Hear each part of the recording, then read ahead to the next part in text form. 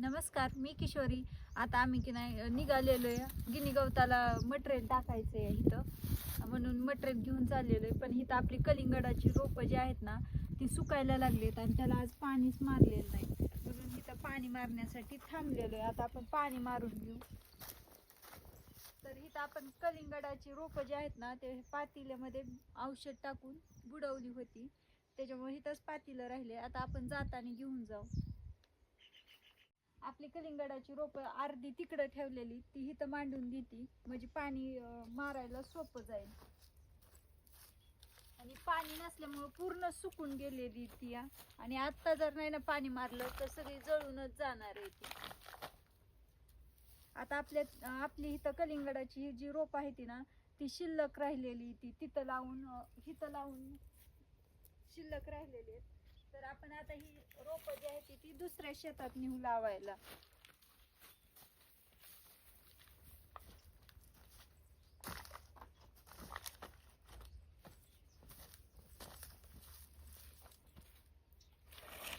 आपलं चाललंय घरासमोरचं पण शेत नीट करायचं, आणि आता आपला थोड्या वेळातच ट्रॅक्टर पण येईल मल्चिंग पेपर हातरण्यासाठी. तयारी त्याचीच चालू आहे आमची. ट्रॅक्टर येईल म्हणूनच पटपट काम आवरून घ्यायचे बाकीची.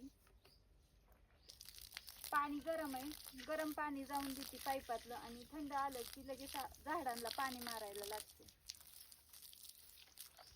पाणी मारून घेऊ आपण इथं झाडांना. एकदम प्रेशरने पाणी, म्हणजे असं नाही का असं पाईपाचं डायरेक्ट सोडायचं नाही, असं करूनच मारावं लागतं.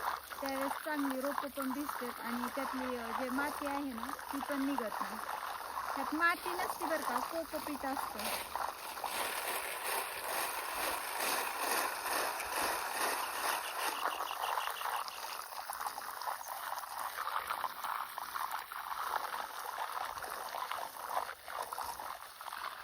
खरं उन्हाचं पण पाणी मारायलाच नाही पाहिजे, रोपांना झटका बसतो.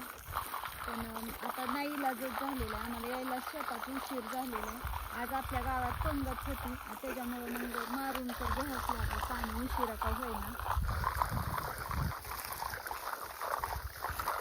आपली ह्या रोपांना एक ड्रिंचिंग पण झालेली आहे. लावलं की आम्ही लगेचच ड्रिंचिंग केलेली आहे रोकोची आणि ह्युमिकची. तर आपली छान रोपं अशी चिटकलेली आहेत आणि टवटवीत तर दिसतात, सुकल्यावनी वाटत नाहीत. आणि आता उद्या आपण अजून ह्याला एक ड्रिंचिंग घेऊ. आपला युरिया जे आहे ना ही बऱ्याच दिवसांनी बरेच दिवस झाले पिशवी आणलेली आणि सगळी कुजून गेलेली आहे. तर आता हिला मी फाडून घेणार आहे, अशीच फाडणार आहे कारण हिथं फाटलेली म्हणून. आणि आपण नुसता युरियाच टाकणार आहे आता गिनी गवताला. गेल्या वेळेस टाकलेला बेसळ डोस, पण आता नुसता युरिया टाकून पाणी सोडणार आहे. आता थंडीच्या दिवसात गिनी गवताला काही जरी घातलं ना तरी ते जास्त वाढतच नाही.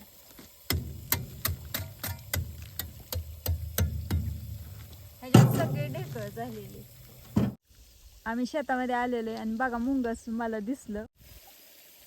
काय झालेलं आहे, आपण युरिया जे आणलेलं आहे ना त्याचे एकदम दगडासारखे ढोकळे झालेले आहेत. ते आता आम्ही टिपाडामध्ये भिजाय घालणार आहे आणि नंतरच सोडणार आहे ड्रिपने. तिथं बॅलरमध्ये पाणी भरून घेते, पाईप निसटू नाही म्हणून बॅलर मधला, म्हणून इथं खोरं जे आहे ना ते आडवं लावून ठेवलेले. आता ती युरियाचे ढोकळे आहेत ना ते आणून ह्याच्यात टाकते.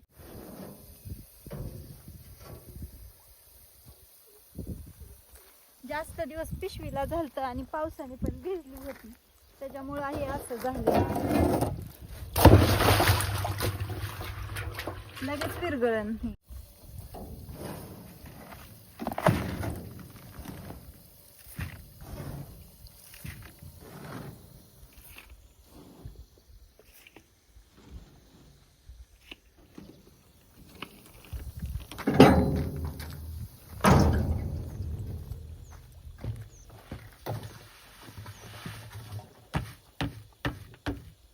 दुपारपर्यंत चांगलं विरघळण. आता दुपार झालेली आहे, खरं 3 वाजेपर्यंत चांगलं विरघळण मटेरियल, नंतर सोडायला येईल.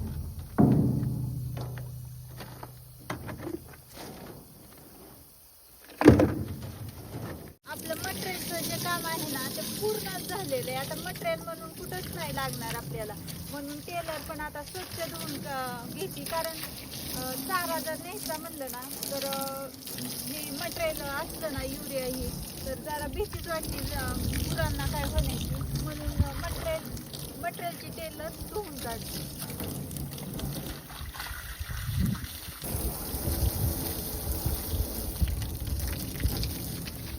माझे कारभारी म्हणतात की गुरांना काही होत नाही मटेरियलनी, पण माझ्या मनाने तरी होईल अशी माझ्या मनात भीती, म्हणून तरी मी तरी धुती या.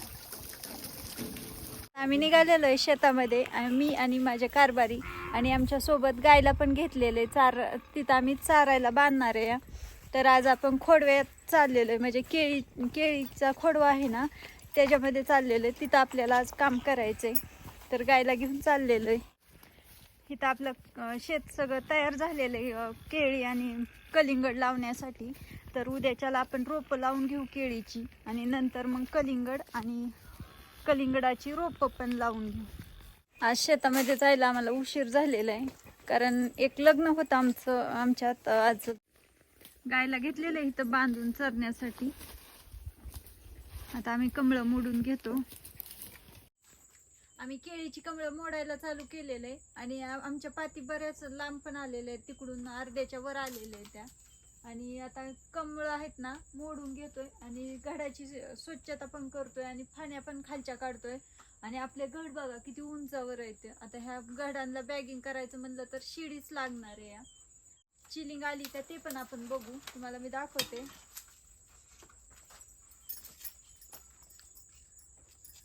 ही आपली खोडव्याची बाग आहे. आपल्या केळीला चिलिंग आलेली नाही. आणि इकडं वाळलेला पाला ही जो आहे ना तो पण आम्ही काढून घेतोय असा.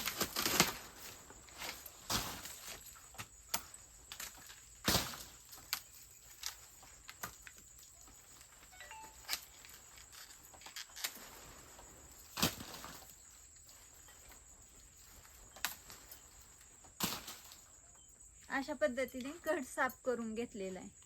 आपली सगळी कमळं मोडून झालेली आहेत, आणि आपली कडाची एकच लाईन राहिलेली आहे, ती पण आता आम्ही 2 जण मोडून घेणार आहे. आणि कमळं पूर्ण मोडून झाले. आणि घडाच्या फण्या आहेत ना त्या 8 ते 9 या म्हणजे केळीच्या झाडानुसार ठेवलेल्या आहेत. त्या कुठं 8 ठेवलेत तर कुठं 9.